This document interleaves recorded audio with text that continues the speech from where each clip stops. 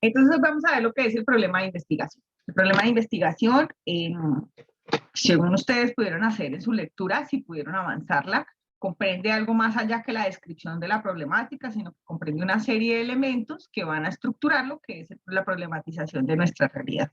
Para mí es muy importante que ustedes tengan en cuenta que estos cursos, digamos, están orientados desde una perspectiva que es positivista y hermenéutica. ¿Esta es la única forma de investigar? No, no es la única forma de investigar.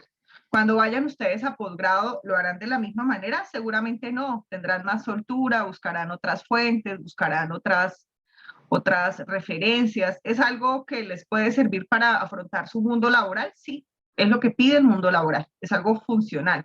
Ahora, la producción de conocimiento o la investigación está orientada hacia no solamente la intervención, sino también a la producción de conocimiento. Y la producción de conocimiento, su fin último es reproducir la realidad social tal y como está. ¿Sí? Reproducir al ser social, cómo es que el ser social se da y se genera, y cómo son esas relaciones de producción, y poder entender. No solamente entender la realidad como problemas. No obstante, dentro de esta perspectiva sí se entiende como un problema que se fragmenta. ¿Sí? Entonces nosotros, ¿a qué me refiero? Desde otras perspectivas no hablaríamos de problemas, sino hablaríamos de una cuestión social, y hablaríamos, por ejemplo, si yo estoy trabajando el problema del alcoholismo, hablaríamos de cuáles son los determinantes estructurales que llevan a que un sujeto viva o tenga o sea alcohólico. ¿Sí? Pero desde esta perspectiva que nosotros abordamos acá, no se trabaja tan así, se entiende como un problema del sujeto, algunas veces de su entorno, que debe ayudarle a reducir ese consumo. Generalmente la problematización, cuando hablamos de problema, es fragmentar esa realidad para poder intervenirla. Entonces, el problema de investigación, ¿qué comprende ese problema de investigación? Según lo que leímos, ¿qué vieron ustedes? ¿Qué elementos comprende el problema? ¿Pudieron hacer la lectura? Bueno, entonces vamos a sacar las notas por allá. El planteamiento del programa, bueno, hay como 4 como ítems para el planteamiento. El primero sería la pregunta de investigación, el objetivo general, los objetivos específicos y según lo que llama base, la relevancia, que es pues, la justificación. Bien. ¿Alguien más? Bien. ¿Alguien tuvo alguna duda de la lectura? ¿Algo que no fuera claro? Para poder recogerlas ahora. Pues yo quería como complementar algo más con el texto de la contextualización y fundamentación, que pues es el que como lo que inicia en esa búsqueda de ese problema de investigación, donde dice que parte pues de la inquietud, que viene siendo algo como individual, pero que lo debemos transformar a algo más social, al lenguaje de la ciencia, ¿sí? Hacerle esa traducción. Pues si me refiero más a esa parte, esa lectura, que es como lo que va antes de buscar ese problema. Muy bien, muy bien. Entonces, nosotros vamos a ver que la descripción del problema, el problema o el planteamiento del problema de investigación tiene 4 elementos que son fundamentales. La contextualización o fundamentación, la pregunta, los objetivos, la relevancia o la justificación. Son 4 elementos fundamentales para poder constituir lo que se llama el planteamiento del problema. El planteamiento del problema es nuestro capítulo 1, recuérdenlo. ¿Sí? Revisen su tabla de contenido y recuerden capítulo 1, planteamiento del problema, 1.1, descripción del problema. La descripción del problema es esta contextualización o fundamentación. Luego de ello viene el 1.2, que sería nuestra pregunta, el 1.3, los objetivos, el 1.3.1 el general, el 1.3.2 los específicos, y el 1.4 la relevancia o justificación, que es lo que Javier Bassi nos va a decir que hay que vender esa idea de investigación, ¿vale? Entonces, vamos a iniciar por ahora con esta sesión con estos 2 elementos, contexto y fundamento y pregunta. Ojo, aunque vamos a hablar primero de lo que es contexto o fundamentación, contextualización o fundamentación, y luego de la pregunta, no son 2 cosas que vayan separadas. Yo podría, desde la lógica en uso, plantear mi pregunta y luego regresarme y buscar todos los elementos que la fundamentan a ella. Yo debo buscar que haya una coherencia lógica entre los elementos que yo ubico en mi pregunta y la descripción que yo hago de mi problema, ¿sí? No puedo tener dos cosas completamente diferentes. Es más, cuando ustedes vayan a ver objetivos, vamos a darnos cuenta que el objetivo se descompone y que si yo dije, por ejemplo, que yo iba a mirar el significado de la maternidad, por ejemplo, y el significado de la maternidad lo voy a mirar a partir de las experiencias, pues en algún lado de mi descripción yo tengo que hablar de esas experiencias. No pueden ser, no me puede aparecer una palabra, una categoría, un eje de análisis que yo no haya mencionado en esta descripción o fundamentación que tengo en esta parte, ¿vale? Entonces vamos a iniciar. ¿Qué es la contextualización o fundamentación? ¿Quién me ayuda? ¿Qué entienden por eso?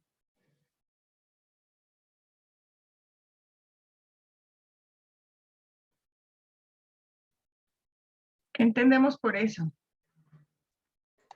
Profe, pues según la lectura dice que no es exactamente lo mismo y que pues la primera viene como a hacer referencia a la provisión de los elementos necesarios que son más contextuales, donde el problema de investigación tiene un lugar. Y la fundamentación vendría a ser más la construcción de ese problema de investigación, o sea, son aquellos elementos que hacen que el problema pues venga a ser un problema en la investigación. Y pues en la fundamentación los elementos pueden ser tanto contextuales como teóricos. Ok, muy bien. Sin embargo, hay una prelación por los elementos teóricos, ¿sí? Entonces, ¿esto a qué se refiere? Si yo voy a hacer una descripción, voy a hacer un texto, por ejemplo, mi pregunta de investigación es, recuérdame tu tema, Laura Daniela. Vamos a mirar cómo los problemas de violencia en la infancia tienen repercusión en la vida adulta. Bien, entonces, por ejemplo, mi pregunta de investigación es ¿cuál es la influencia de la violencia en el desarrollo de los sujetos en la edad adulta? Esa es mi pregunta. Si esa es mi pregunta, yo debo partir o debo, en mi descripción, debo mencionar cuáles son los elementos teóricos que llevan a que esa pregunta se justifique. Entonces, por ejemplo, yo tendría que hablar de la infancia, de cómo la infancia determina el desarrollo humano, el desarrollo adulto, la psiquis, el sujeto, ¿sí? Entonces, debería empezar a describir todos esos elementos que desde la teoría están ubicados, que nos permiten a nosotros, digamos, poder entender por qué la infancia puede repercutir en el desarrollo de un sujeto en la edad adulta, ¿sí? Y luego de eso yo podría mirar, por ejemplo, qué dicen los organismos internacionales respecto a por qué es importante proteger a la infancia para que no ocurran, digamos, cuestiones en el desarrollo adulto, ¿sí? Entonces, luego lo voy a mirar a nivel, digamos, contextual internacional y luego de ello ya debo ubicar en el contexto, lo que se llama contextualización, ya debo situarlo mucho más en el lugar específico donde yo voy a desarrollar mi investigación. Entonces, Laura Daniela va a desarrollar su investigación, digamos, en Bucaramanga. Entonces, si su investigación es en Bucaramanga, pues ella debe buscar por qué es en Bucaramanga y no es en otra ciudad. Ella no podría, por ejemplo, a mí me ha ocurrido mucho que en las descripciones de los problemas la gente empieza a decir, a poner datos de Pasto, de Bogotá, de Nariño, y resulta que van a hacer la cosa por allá es en Bucaramanga. Entonces yo digo, ¿para qué pones eso? Si lo pones es porque vas a contrastar, vas a decir, no, me imagino que en Pasto y en Bogotá los índices son más bajitos que en Bucaramanga, ¿sí? Entonces, yo voy a empezar a fundamentar el lugar de por qué se merece estudiar mi tema en el contexto. Recuerde que una vez hablábamos en la clase que era muy importante empezar a buscar datos sobre mi problema en las bases de datos que son institucionales, los reportes, por ejemplo, del Instituto Nacional de Salud, los boletines del ICBF, el DANE, ¿qué otro? Se me escapa. Bueno, los censos, que haya el censo de juventud también, en fin, medicina legal, si estoy trabajando temas de violencia sexual, por ejemplo. Entonces yo debo, o por ejemplo, los datos de violencia y conflicto armado, o los del INPEC, si estoy estudiando un dato de criminalidad. Entonces yo debo empezar a revisar qué elementos de mi contexto permiten entender que mi problema esté fundamentado. Entonces, por ejemplo, Esa descripción, que es un único texto, no, aunque aquí parezcan dos cosas, fundamento y contexto, es un único texto, no va dividido. Es un único texto, ese texto debe contener esos dos elementos. ¿Qué va primero y qué va después? Depende. Si ustedes hablan con alguien que es muy purista, le va a decir, si usted está haciendo una cualitativa, usted parte del contexto y llega al fundamento. Y si usted habla con un positivista, le va a decir, no, si usted está hablando desde el positivismo, usted parte de la teoría y llega al contexto. Miren, de lo general, de lo particular a lo general, de lo general a lo particular. Lo que siempre hablábamos en la clase, que de pronto ahora se traduce un poco mejor. Entonces, lo particular es la contextualización, lo general es la fundamentación. Entonces, dependiendo del método en el que yo me encuentre. Ahora, no obstante, más allá que si yo estoy haciendo una cual y el problema va parte del contexto y luego allá, pues no, también depende. No siempre es así. Algunas personas lo desarrollan acorde a cómo se les facilite un poco más.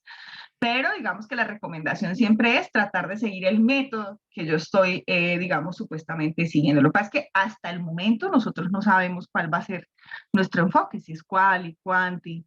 No lo sabemos, entonces lo vamos a hacer como nos sintamos más cómodos o cómodas, porque no tenemos hoy hombres en la clase.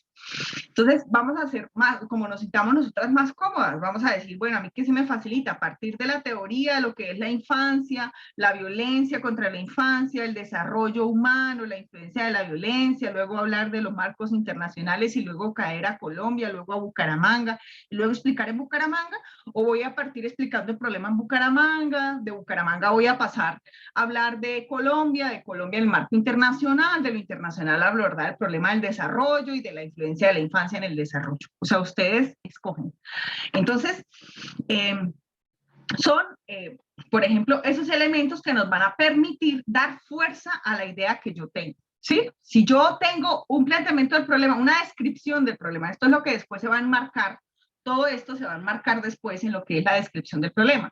Si yo tengo una descripción del problema que carece de uno de esos elementos, me va a quedar coja y muy seguramente todo mi trabajo va a trastabillar, ¿sí? Va a estar todo el tiempo cojeando y yo voy a estarme regresando y demás. Este es el entregable que viene al que hay que apuntarle a pegarle al 5. ¿Sí? Entonces hay que apuntarle a tener la mejor nota, porque si después el curso sigue avanzando y usted tiene que regresarse sobre la descripción del problema, pues usted va a perder mucho más tiempo y el curso se le va a colgar. Entonces este es su mayor esfuerzo y su mejor esfuerzo de escritura que debe procurar realizar.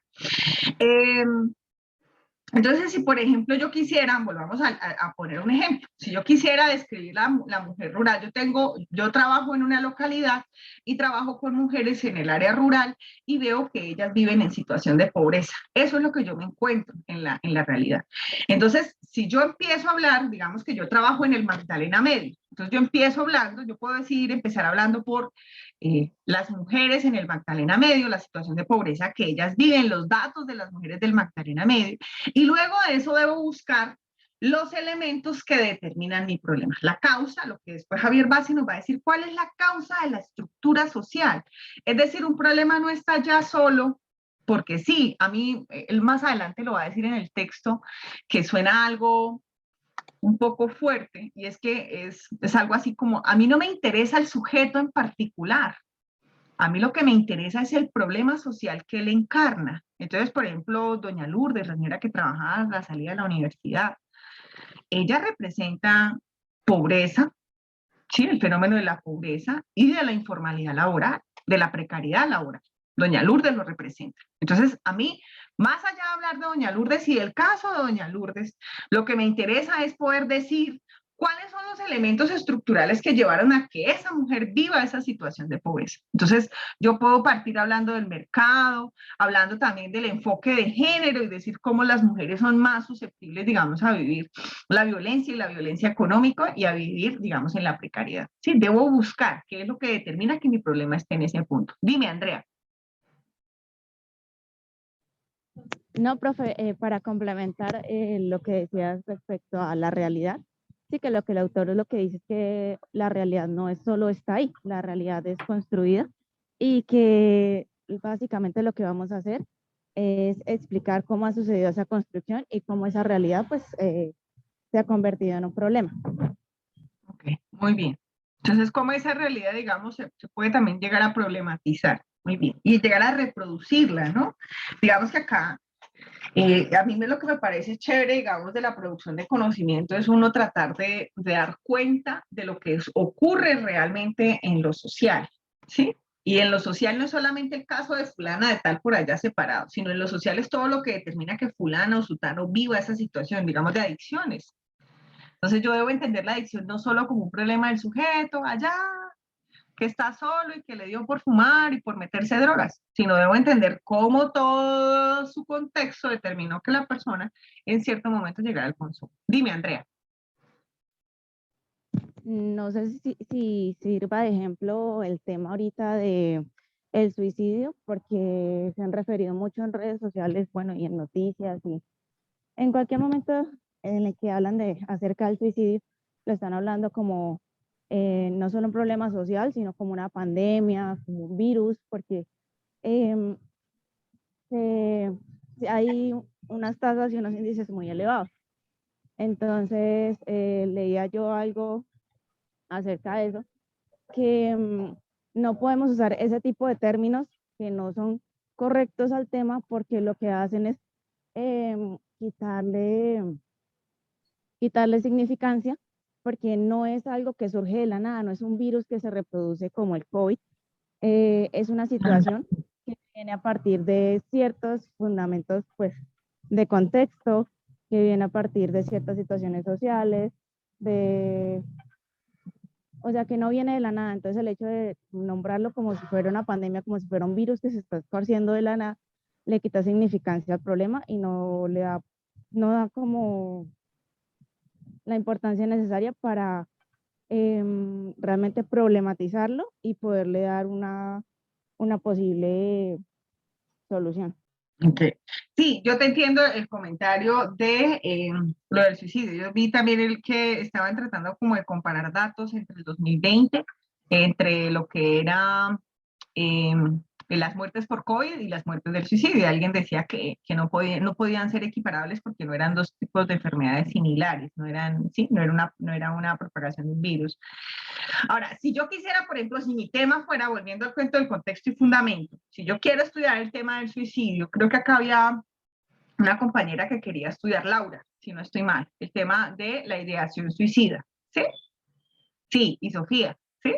Entonces, si quiero, yo quiero estudiar la ideación suicida, por ejemplo, Laura Daniela también está con ella, ¿cierto? ¿No? No, profe, yo estoy con Gina y con Karen. Con Gina y con Karen, ok. Entonces, si yo quisiera, espérenme un segundito, voy a dejar de compartir, solamente porque me estresa que yo tenía abierto en WhatsApp y me estresa que ese ruidito esté por ahí detrás mío. Ya lo voy a dejar de compartir. Ya.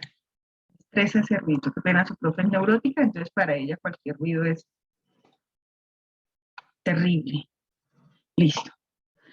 Entonces, sigamos, yo estoy estudiando el tema del suicidio como tal, la ideación suicida. Yo debo partir del contexto. Entonces, yo voy a estudiar la ideación suicida en jóvenes universitarios. Si yo lo definía así en Bucaramanga, pues tengo que empezar a fundamentar por qué es lo que está ocurriendo en Bucaramanga que determina la ideación suicida. Debo buscar datos de suicidio, debo buscar datos de intentos de suicidio, debo hablar por qué los jóvenes universitarios están más, digamos, con mayor predisposición a ese tipo de ideación. Luego de ello, debo hacer el ejercicio de empezar a hablar del marco internacional sobre lo que me dice de la protección en Colombia, perdón, antes de lo internacional, hablar de Colombia, irme de lo particular, ir creciendo, ¿no? En Colombia, cómo está trabajando en Colombia el suicidio. Si tengo datos de Latinoamérica también lo podría hacer. Si veo que no es relacionado, pues lo puedo dejar de lado. Luego hablo de lo marco internacional y luego hablo de lo teórico del suicidio y de la ideación y qué es la ideación suicida y cómo ella ocurre desde lo teórico. Debo tener esos dos elementos en mi descripción, ¿vale? Entonces, debo siempre procurar que en la descripción contenga esos dos elementos que quiero mencionar. Entonces, la contextualización, lo que nos decía ahora Javier Bassi, es aquella que crea el sentido fuerte del problema, es decir, es aquella que muestra cómo mi problema, que aparentemente puede ser teórico, se ve en la realidad, ¿sí? Y es hacer un proceso, es hacer que el proceso de construcción de un problema de investigación, hacer que mi problema parezca un problema. Ahora, cuando decimos que mi problema parezca un problema, no quiere decir que yo todo lo hable en negativo. Ojo con eso. Los problemas no siempre se hablan en negativo. ¿A qué me refiero? Yo voy a poner un ejemplo. Tenía una compañera que trabajaba en Cajazán y la habían contratado para reducir el ausentismo laboral y mejorar la motivación de los empleados. Entonces ella en la descripción del problema empezó a decir que tenaz, que, bueno, no recuerdo las palabras exactas, ¿no?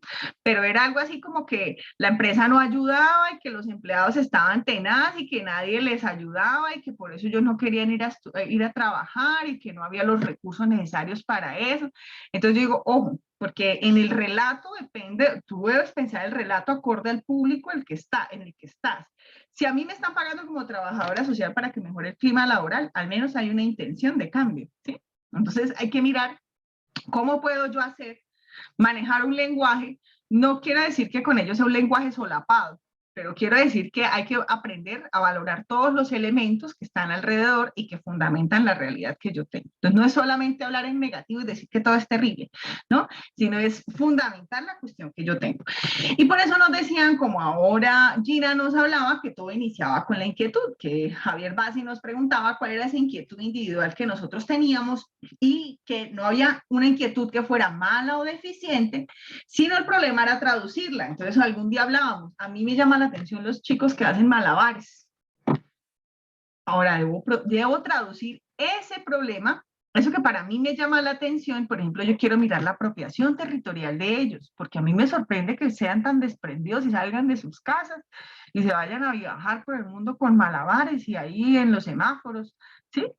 Y entonces yo debo llevar eso a una cuestión teórica. Entonces hablar de territorio, territorialidad, apropiación, ¿sí? Debo traducirlo a un problema de las ciencias sociales. Dime, Gina. Sí, profe, y hablando también como lo que usted mencionaba ahorita de su compañera, bueno, o su amiga que pues le pusieron a hacer como a investigar ese caso, o sea, lo que también nos decían, sacarle provecho, sobre todo a la demanda, no solo quedarnos como con eso de que, ay, nos pusieron a hacer un trabajo, que investiguemos esto, que estos datos, que veamos tal cosa o categoricemos, sino buscar ese problema y que eso sea cautivador y que sea de nuestro interés también, que ahí también pues está la inquietud, pero obviamente que trascienda algo social a ese problema. Entonces, como aportando esa pequeña parte a lo que usted también nos decía, bueno, que nos comentaba de su amiga. Muy bien, Gina, muy bien, muchas gracias. Andrea, ¿vas a decir algo? ¿Tienes el micro abierto? Creo que no, tal vez se le abre. Ojalá ahorita no. Bien, entonces lo que nos dice él es que el problema es volver nosotros, digamos, esa inquietud, un problema de las ciencias sociales, ¿no? De las ciencias sociales, porque no sobra aquí el que quiera averiguar por qué las ballenas solamente llegan a la costa en cierta época del año. Entonces, ahora pueden estudiar las ballenas, pero cómo eso repercute, por ejemplo, en el turismo, en la vida social de los sujetos, ¿sí? Entonces, digamos, y volver las ciencias, transformarla en un problema público de la estructura social. Entonces, mi pregunta ahora es, ¿qué es un problema de la estructura social y no un problema de contingencia social? ¿Qué entiendo por estructura social y cuál es la diferencia con contingencia social? ¿Quién me dice?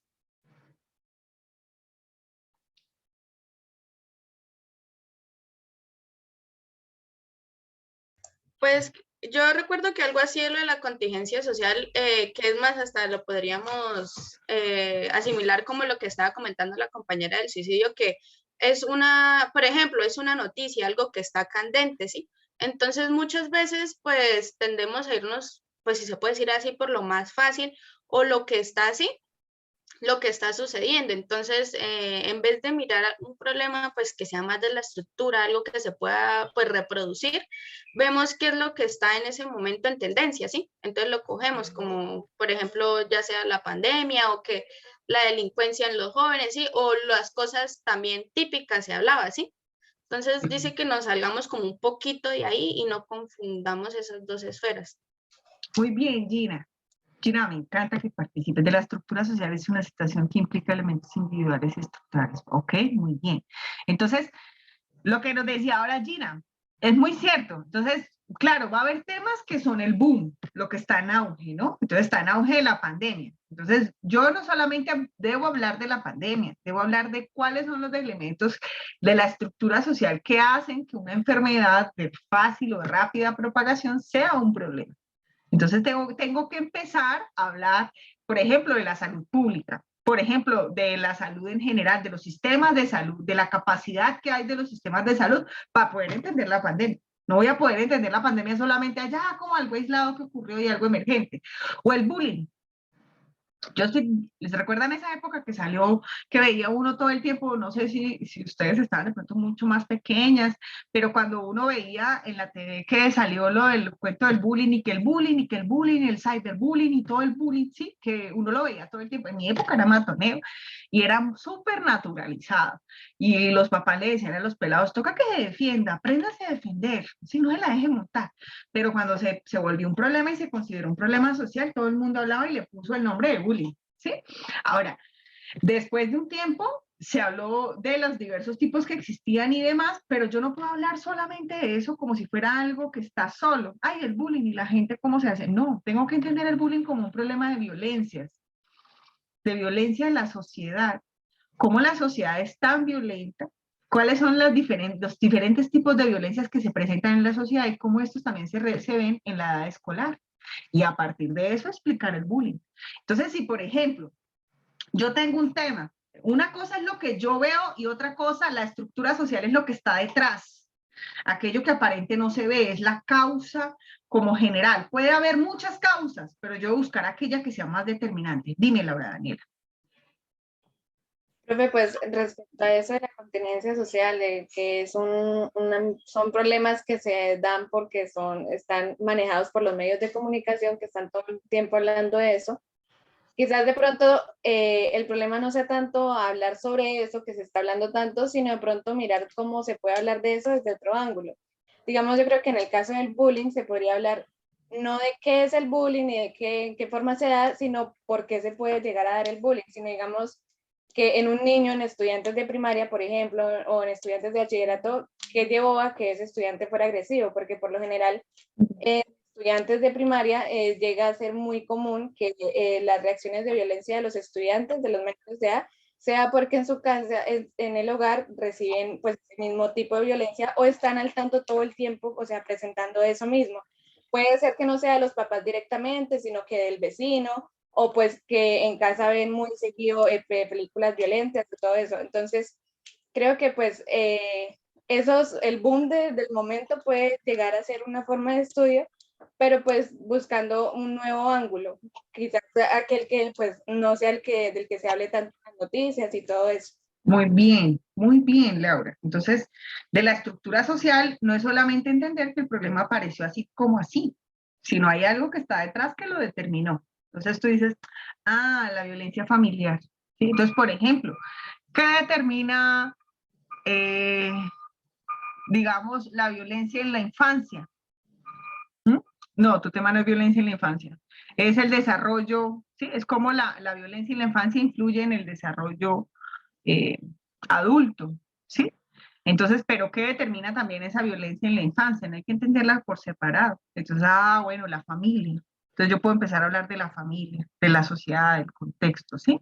Entonces, vaya pensando cuál es la causa de la estructura social de su problema, porque su descripción del problema debe partir por ella, debe mencionarla. Entonces, por ejemplo, lo que yo veo en la realidad es que hay discapacidad y exclusión social en la ciudad. Eso es lo que yo veo. Yo veo que la gente, por ejemplo, vive un problema, se vive la discapacidad y que hay exclusión, que no hay andenes, que yo no veo, por ejemplo, no es fácil ver a una persona con movilidad reducida en las calles, no es fácil, no vemos generalmente personas ni con muletas, ni con sillas de ruedas, ni nada de eso en las calles porque nuestras calles no permiten que la gente salga siquiera de sus casas. Es más, ellos no pueden moverse a veces ni de sus cuartos, porque a veces en las mismas casas hay más obstáculos que ni siquiera afuera, o de sus edificios. En el edificio que yo vivo ahora, hay un peleo, porque no quieren ponerles una rampa para las personas mayores, ¿sí? Entonces, no, pues entonces que se vayan, que entren por el parqueadero porque no pueden hacer una rampa por 5 escalones que hay. Entonces, Yo veo que hay discapacidad y hay exclusión social. Y debo entender qué determina esa discapacidad de exclusión social. Entonces yo busco la causa de la estructura social, para mí es la desigualdad social y urbana. Digo que la desigualdad social y urbana es la que influye en que exista exclusión social de las personas con discapacidad. Yo veo violencia contra la mujer. Veo que hay muchos índices de violencia, que hay feminicidios, que muchos reportes sobre golpes. ¿Y cuál es la causa de la estructura social? Puedo decir, las relaciones desiguales de poder entre los géneros. Yo veo que hay estrés en los hombres jóvenes, y los veo estresados, y los veo deprimidos, y los veo mal. Entonces digo, ¿qué determina que un hombre joven esté estresado? Digo, el modelo económico y las estructuras sociales. Este sería mi problema, lo que yo veo. Con esto es que hago mi fundamento, y esta es mi causa de la estructura social. Esa causa de la estructura social es la que me va a permitir a mí poder entender, porque nos va a decir, Basi, yo trabajo con esto, con lo que veo, pero para apuntarle a transformar esto. Mi interés en la ciencia no es trabajar con la persona que está ya solamente viviendo ese caso particular, sino buscar, ¿sí?, como somos intelectuales, buscar que se reproduzca la realidad y que yo pueda transformar esto. Es decir, con esto aclaro que la investigación social no siempre tiene un fin interventivo. Sí, puede que yo vaya a hacer mi práctica, que es como el primer ejercicio que voy a hacer, digamos, ahora intervención. Y en mi práctica yo voy a tener que encontrarme con una realidad y voy a hacer un diagnóstico, que es un proceso casi que de investigación. Entonces voy a determinar cómo está la realidad, cómo vive en esa situación en aquella población, y voy a priorizar un problema y lo voy a intervenir. Puede que yo utilice la investigación para la intervención, pero no siempre la investigación es para intervenir, ¿sí? Y eso no le quita relevancia, ¿sí? Eso ayuda a la construcción de un conocimiento sobre la realidad. Recuerden, entender el movimiento de la realidad social es el fin que nosotros tenemos en la producción también de conocimiento, porque no solamente somos técnicos, ¿sí? Somos profesionales, ¿bien?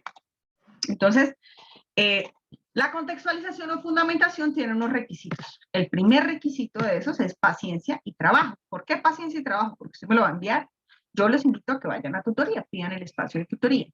Entonces, usted lleva un borrador, la profe se lo revisa, se lo devuelve, usted entrega, usted creyó que ya salió de eso, como cuando uno entrega un trabajo y dice, salí, no me importa, ponga la nota que sea, no, porque la profe le pone la nota, pero se lo regresa, usted tiene que volverlo a revisar, ajustar, todo tiene que estar supremamente coordinado. Entonces, sobre todo paciencia y trabajo y capacidad, digamos, de manejar esa, digamos, frustración que podría generarse en algún momento, ¿sí?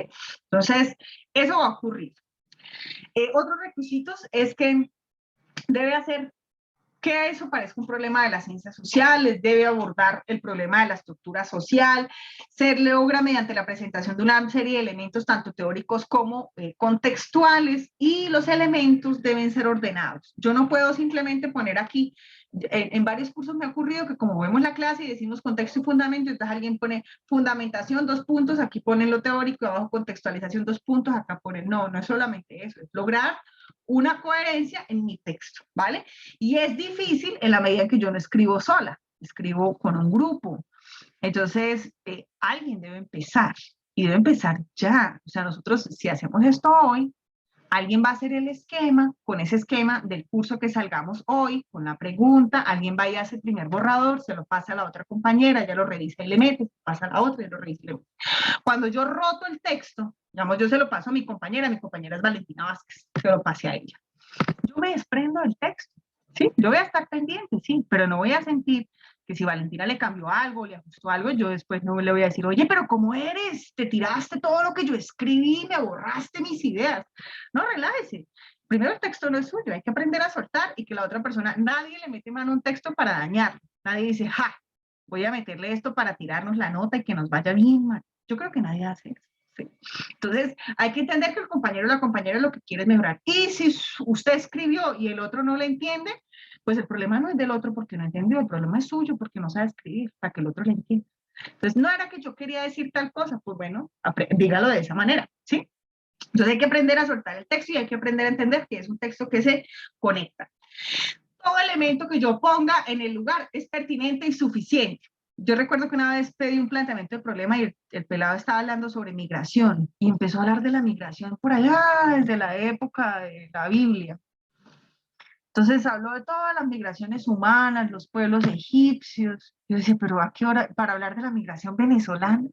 O sea, no era necesario irse tan atrás. Él podía empezar desde más acá, empezar a hablar desde la... Sí, o sea, no debo hacer, ojo, porque yo escribo para otros. O sea, necesito que el otro yo lo capture con lo que me está leyendo y me entienda y me siga el hilo y no se me vaya a aburrir y no se me vaya a perder. Entonces, todo es pertinente y suficiente. O yo no voy a empezar, por ejemplo, a decir la migración y voy a empezar después a explicar todos los conceptos que hay de migración.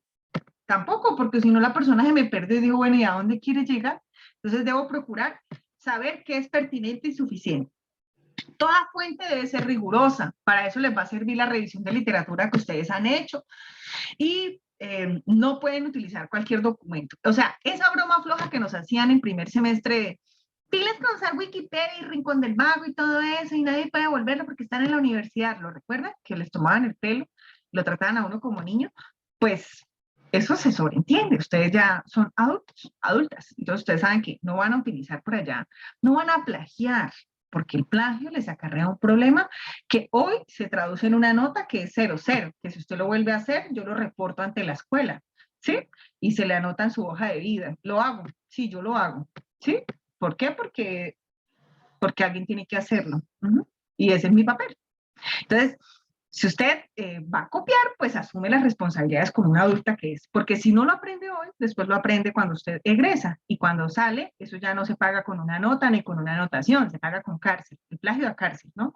Bueno, algunas personas, a nosotros que somos criollos y pobres, nos pagan con cárcel, a otros les dan puestos grandes, ¿sí? Entonces, ojo con eso, ¿vale? Entonces, los elementos deben ser, no debe ser, yo voy a ubicar elementos del fundamento y voy a presentar algunos elementos teóricos, pero ellos no pueden ser presentados a profundidad. Es decir, yo no, si yo estoy trabajando el tema de la infancia, yo no puedo empezar a hablar todo lo que es la infancia y todos los conceptos de infancia y la conceptualización de la infancia y la infancia y la infancia. No, solamente voy a utilizar algunos elementos. Es como un entrar, tocar y salir, porque después todo eso del fundamento yo me lo voy a llevar para mi marco referencial, mi referente teórico conceptual después. Entonces, lo que ubique allá, por eso dicen que el planteamiento del problema está conectado con todo el proyecto. El concepto que yo ubique allá es lo que después voy a desarrollar en el marco referencial. Entonces, ese debe estar ubicado, pero no presentado a profundidad. Y todos esos elementos, tanto teóricos como contextuales, llevan a formular la pregunta de investigación. Ahora, es de estilo. Por ejemplo, en español y literatura, la gente parte con la pregunta-problema y luego desarrolla los elementos contextuales y teóricos, ¿sí? Ahora, ¿ustedes tienen que ir de lo general a lo particular y presentar la pregunta? No, es de estilo. Ahora, si usted más adelante encuentra un profe que le dice, da un infarto y dice, no, tenaz, usted no aprendió nada, tiene que ir primero a lo teórico, luego a lo contextual y luego a la pregunta, pues usted póngaselo así. Pero debe entender que deben estar esos elementos, estructura, fundamento, contexto, pregunta. ¿Cómo los ubique? Usted debe darles ese orden lógico, ¿vale? Pero no puede escribir un texto de descripción que no los tenga. Bien, una recomendación, pues primero que escribir bien se aprende. Entonces, uno no se levanta un día y dice, uff, hoy me están dando ganas de escribir un planteamiento del problema, qué cosa tan chévere, estoy inspirada con este frío que hace. No, eso no va a pasar. Entonces hay que aprender a escribir, hay que hacer el ejercicio de escritura. Yo recomiendo que hagan un guión o realicen un esquema para poder orientar la escritura. A veces en algún momento tenemos la idea. Entonces la idea no es susceptible de tener anotaciones de ortografía ni de tenernos en fuentes, sino que yo tengo la idea, entonces yo abro un Word y pongo, primero hablo de esto, luego de esto, luego de esto, luego de esto. Y luego de eso empiezo a construir. Ese es mi guión o mi esquema. Hay que aprender a estar abiertos a reescribir. Vamos a tener que reescribir varios párrafos. Hay que aprender a desprenderse de un párrafo, ¿sí? A mí me ha pasado en clase que uno les dice, este párrafo no te sirve. No, todo lo que dure, claro, lo sé, dura uno tiempo, pues guárdelo, atesórelo en su corazón, imprímalo y péguelo allá frente a su computador, pero no le va a servir. Si yo le recomiendo es que usted lo revise. Otra cosa es que yo puede que le diga, esto no me suena, pero usted es una persona pensante. Sí, yo no estoy hablando acá con máquinas, son personas pensantes. Ustedes van a cuestionar y no van a comer entero todo lo que la profe les dice. Ustedes no van a quitar nada hasta que no estén convencidos de, ¿sí? Cuando estén convencidos lo van a hacer por convicción. Yo voy a tratar de mostrarles por qué no me parece que va. Pero ustedes no van a ser máquinas que después me dicen, ah, yo lo quité porque como usted me dijo, pues entonces yo lo quité. No, usted es una persona pensante, capaz de tomar decisiones y de asumir. Y si para usted va ahí, pues usted lo defiende hasta el final del por qué va ahí, ¿vale? Hay que ser cuidadoso y cuidadosa con la ortografía. Me ha ocurrido en varios cursos que dice uno tenaz, ni siquiera en Worker les ayuda. No, profe, es que lo trabajamos en Drive. Pues descárguelo y aplique la ortografía, léalo despacito, hágale lo de la ortografía, tenaz. Un profesional con mala ortografía, qué oso. ¿Sí? En realidad, eso es una cosa que uno debe buscar mejorar. Hay que buscar ser claro al escribir, hay que evitar redactar oraciones largas y que sean incomprensibles. No estamos haciendo haikus. ¿Saben qué es un haiku? ¿No? Un poema japonés, ¿los han visto? Que son de 1 o 2 líneas. Así. Entonces, los párrafos son de buenas oraciones, ¿no? Entonces yo voy poniendo las ideas, no un párrafo allá que quedó solo en medio de la hoja como una sola línea, eso no es un párrafo. Entonces, hay que evitar el uso también de mayúsculas innecesarias. Entonces, todo el tiempo, como mi tema es maltrato infantil, la I en mayúscula, no. Solamente recuerden que las mayúsculas son para las instituciones, ¿sí?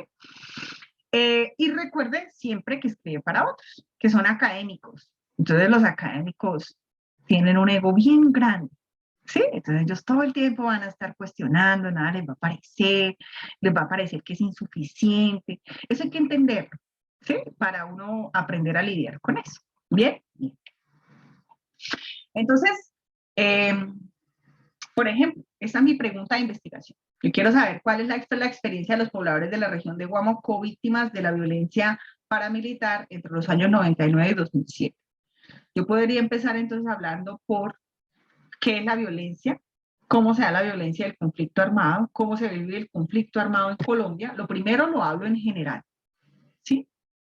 Sin abordar ningún elemento práctico, ¿sí? Luego hablo de ese conflicto armado, primero qué es violencia y cómo ella influye en los conflictos armados del mundo. Luego de ello sí hablo del conflicto armado en Colombia.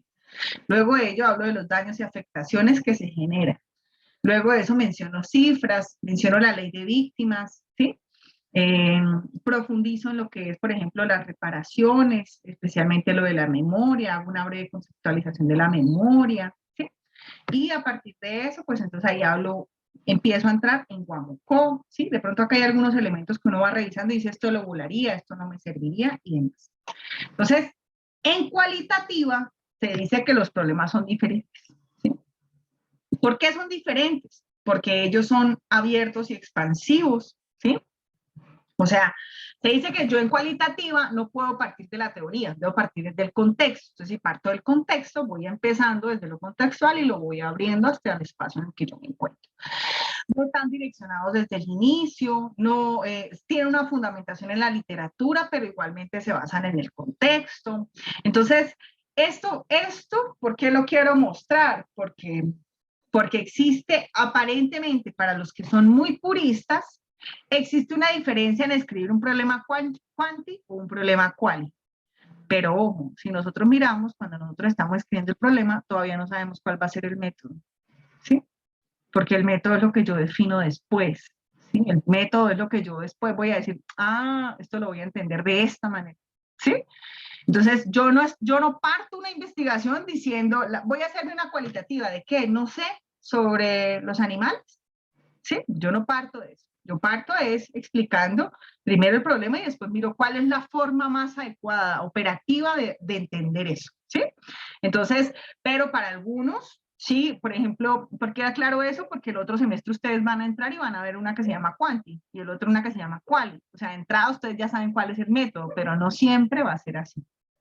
Uno primero formula y demás y después determina cuál es la manera más adecuada. Lo digo porque en trabajo de grado la mayoría llega diciendo, uy, Joana, me quiero hacer una investigación cualitativa. Y yo, ¿de qué tema? Ya sabes el tema. No, ni idea, no he formulado ni la pregunta, ni el problema, no tengo ni idea. Entonces yo, ok, parte primero por eso y después mira si es quali o quanti o mixta u otra cosa, ¿vale? Entonces hay que tenerlo en cuenta. Yo uso esquemas porque para mí la vida es más fácil con los esquemas, ¿sí? Entonces yo hago mapitas. Y yo he creado, por ejemplo, este esquema que me ayuda, digamos, a orientar la escritura, ¿sí? Este esquema lo que trata de hacer es que ustedes hoy procuren organizar su trabajo. Entonces usted ubica su tema o problema a investigar, luego indica cuál es la causa de la estructura social de su problema, luego de ello identifica cuáles son los elementos a conceptualizar y hace una breve conceptualización de ellos. Tenga en cuenta que estos no son a profundidad, ¿sí? Porque lo va a hacer en el marco referencial. Luego de ello identifica las causas, o no solo las causas, sino las consecuencias, enfatizando en aquellas que son más relevantes y lo relaciona con su problema. Luego empieza a profundizar en su contexto particular de su investigación, identifica quiénes son los afectados, presenta datos. Si usted no tiene datos, dice, profe, yo estoy buscando datos sobre ideación suicida y no encuentro nada, pues busque estudios, ¿sí? Si yo no tengo un dato, tengo un estudio que me ayuda a fundamentar eso. Luego expreso cuáles son las deficiencias del estado del conocimiento. ¿De dónde me sale ese párrafo? De las deficiencias.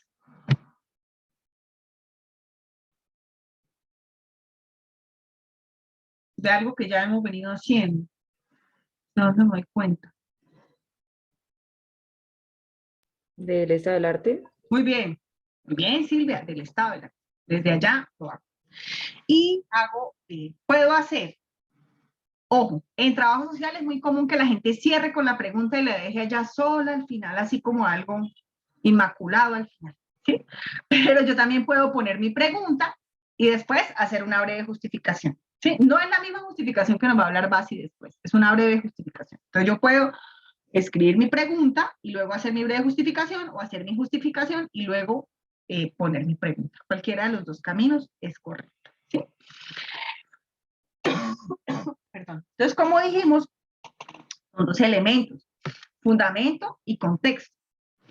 Entonces, el fundamento, voy a irme desde abajo, ¿sí? Porque resulta que él debe estar supremamente coordinado.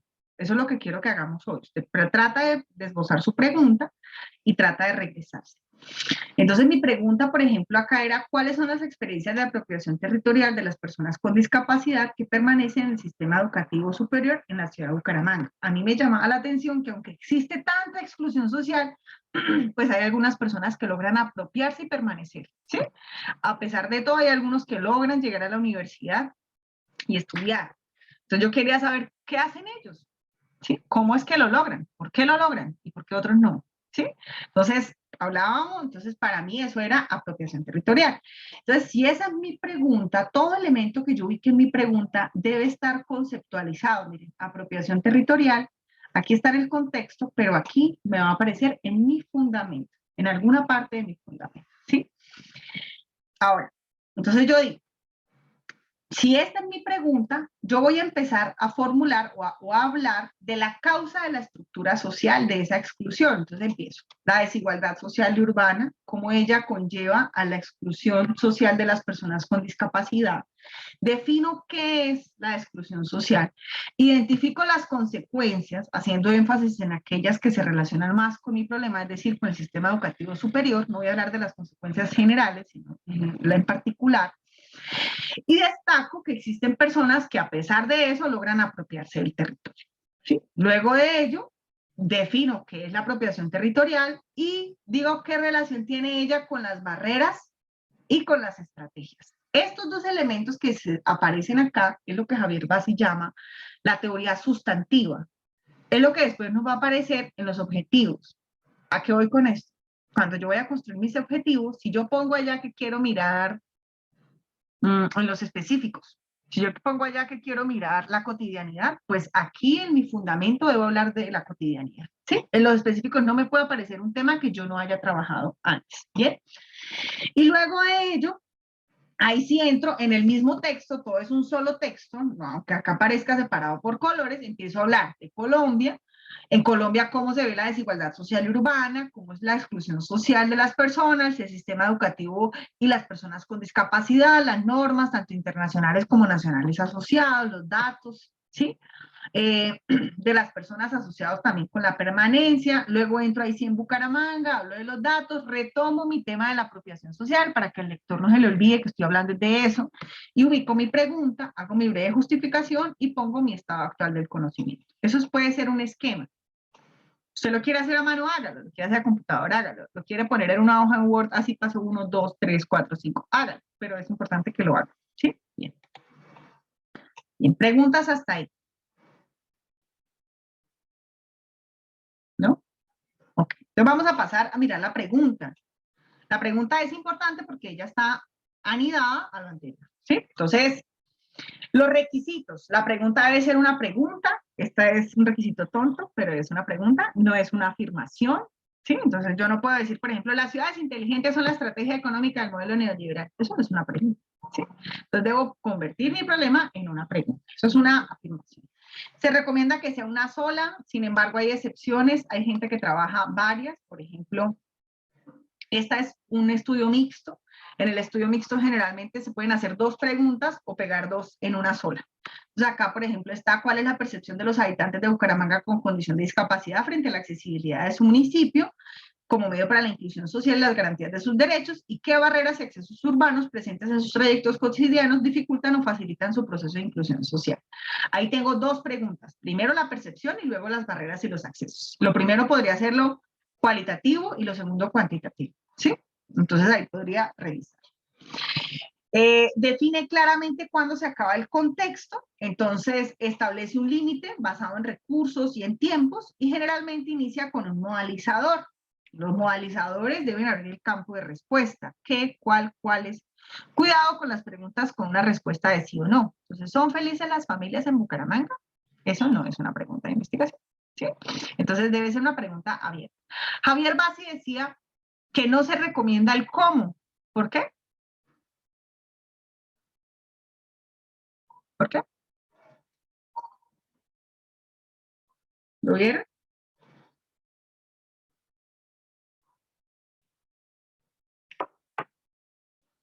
¿Por qué no se recomienda el cómo?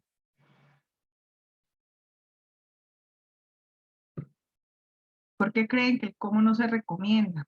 Creo que es porque él dice que la pregunta no deben ser como los pasos, o no sé si esos ya eran los objetivos. Creo que algo así. Sí. O que no se refiera como a los pasos ni al cómo se va a hacer, o sea, la investigación, sino que dice que es, bueno, es más como abrir esa información. Por eso es que él recomienda esos modelizadores, que cuáles, sí, cosas así. Es Muy bien. algo así lo que recuerdo. Muy bien, porque a veces el cómo es una respuesta de algo, un procedimiento ya dado. Entonces, por ejemplo, yo planteo una pregunta de ¿cómo funciona el sistema de salud en Colombia? Eso no es un problema de investigación, ¿sí? O ¿cómo opera la Universidad Industrial de Santander para reducir los contagios por COVID? Eso no es una pregunta de investigación. Ahora, ¿puedo usar el cómo? Puedo, tampoco es satanizarlo, ¿no? Pero debo saber que cuando lo esté utilizando, pues que mi pregunta no sea una pregunta floja de algo que puedo consultar fácilmente, ¿vale? Que no sea de consulta. Bien.